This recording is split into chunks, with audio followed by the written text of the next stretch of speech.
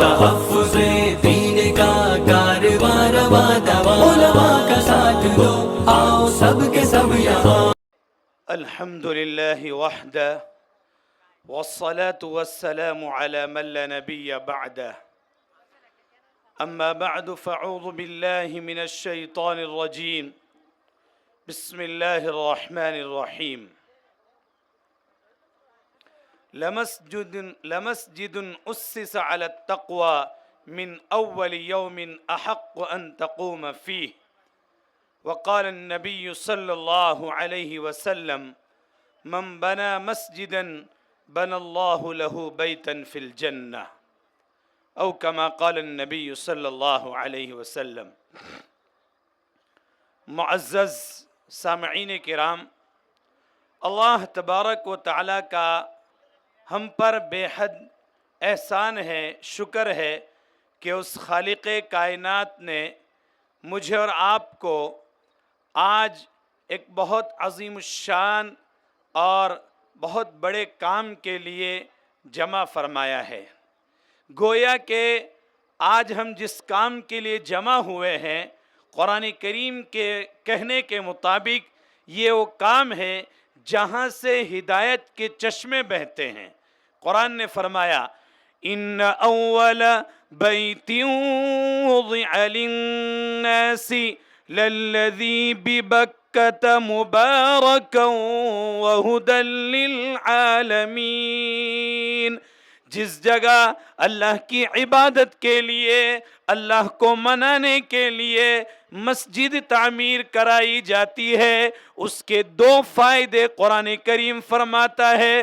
مبارکن، اس مسجد کی برکت سے آپس کا علاقہ بھی بابرکت ہو جاتا ہے. اس مسجد کی وجہ سے تاجروں کی تجارت میں، کاشتکاروں کی کاشتکاری میں، مزدوروں کی مزدوری میں، ہر ایک کے لیے رب العالمین کی طرف سے برکت کا سامان پیدا کیا جاتا ہے. اور قرآن کریم نے فرمایا ھدی للعالمین، ان مساجد سے ہدایت کے پیغام پھیلتے ہیں، ان مساجد سے ہدایت کی ہوائیں پھیلتی ہیں. گویا کہ یہ آج کا ایک کام قرآن کریم کی روشنی کے مطابق آج ہم دو کام کرنے کے لیے آئے ہیں. یہ مسجد گویا کہ برکت کا ذریعہ ہے، یہ مسجد گویا کہ ہدایت کا ذریعہ ہے. اس چیز کو سمجھنے کے لیے جب ہم روڈ سے گزرتے ہیں اور کسی بستی سے گزرتے ہیں، نماز کا وقت ہوتا ہے، آذان کی آواز آتی ہے، تو آذان سننے والے آذان سن کر کے ان کے دل میں نماز پڑھنے کا جذبہ پیدا ہوتا ہے. جب یہاں سے گاڑیاں گزریں گی اور ان کے دل میں اللہ اکبر کی صدائیں لگیں گی تو ان کو اس مسجد کی برکت سے نماز پڑھنے کی ہدایت ملیں گی. تو قرآن کریم نے فرمایا کہ مساجد کے دو مقصد ہوا کرتے ہیں. پہلا مقصد اس کی وجہ سے برکتیں پھیلتی ہے، اور دوسرا مقصد اس کی وجہ سے ہدایتیں پھیلتی ہے. قرآن کریم پارہ نمبر 4 کے اندر اس بات کی رہنمائی فرما رہا ہے. اور پارہ نمبر 10 کے اندر قرآن کریم فرماتا ہے انما یعمر مساجد اللہ من آمن باللہ والیوم الآخر. مسجدوں کی تعمیر کرنا یہ ایمان کی علامت ہے، یہ مخلصین کی علامت ہے، یہ ان لوگوں کی علامت ہے جو رب ذوالجلال سے ڈرتے ہیں، جو رب ذوالجلال کے محبوب بندے ہیں. گویا کہ آج ہم مسجد کی تعمیر کے موقع پر شریک ہوئے. قرآن کریم کی آیت سے یہ اشارہ ملتا ہے کہ ہم اللہ تبارک و تعالیٰ کے نزدیک کچھ نہ کچھ درجے میں مقبول ہے. قرآن کریم فرماتا ہے انما یعمر مساجد اللہ. مسجدوں کی تعمیر دو طریقے سے ہوتی ہے. صاحب تفسیر کشاف علامہ زمخشری رحمۃ اللہ علیہ فرماتے ہیں کہ مسجد بنانے کی دو قسمیں ہیں. ایک تو مسجد کا ڈھانچہ کھڑے کر دینا، جیسے ابھی مسجد بنیں گی اس کے کالم، اس کی دیواریں اور اس کو رنگ وغیرہ لگا کر کے बेहतरीन शानदार इमारत में तब्दील किया जाएगा। ये मस्जिद की ज़ाहिरी तामीर है और एक मस्जिद की बातिनी तामीर है। मस्जिद बनाने का जो मकसद है उसमें नमाज को अदा करना, अल्लाह को राजी करने वाले काम करना। तो हम ये नीयत लेके बैठे कि आज मस्जिद की दोनों तरह की कामयाबी के लिए और दोनों तरह की तामीर के लिए हम मेहनत करेंगे। ज़ाहिरी तामीर भी करेंगे और जब मस्जिद बन जाएंगी तो उसकी आबादी की फिक्र भी करेंगे। मस्जिद बनाना तो आसान है, लेकिन मस्जिद की बातिनी तामीर और उसको नमाजों से, उसको इबादतों से आबाद करना बहुत मुश्किल काम है।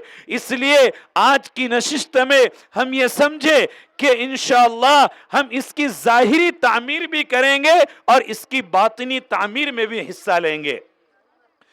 अल्लाह के नबी अलैहिस्सलातु वस्सलाम फरमाते हैं, हजरत उस्मान गनी रज़ियल्लाहु ताला अन्हु इस रिवायत के रावी है, फरमाते हैं मन बना मस्जिदन बनल्लाहु लहू बैतन फिल जन्ना।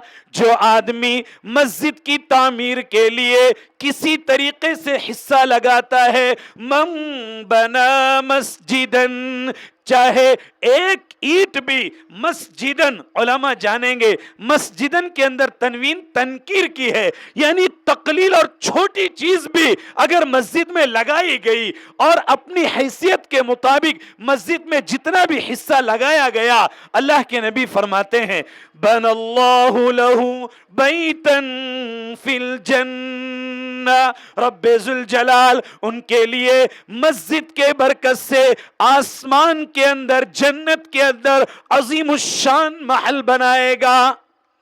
तो गोया के आज का ये मौका हमें जन्नत में घर बनाने के लिए अल्लाह की तरफ से एक ऑफर मिला हुआ है, एक टॉक टाइम मिला हुआ है कि आज हम अगर ये चाहते हैं कि हम अपनी जिंदगी के लिए, आखिरत के लिए, कयामत के दिन हम जो है तो अपने लिए आखिरत में एक अजीमुशान महल बनाए, तो हमें चाहिए कि इस मस्जिद में हम किसी न किसी तरीके से हिस्सा लें।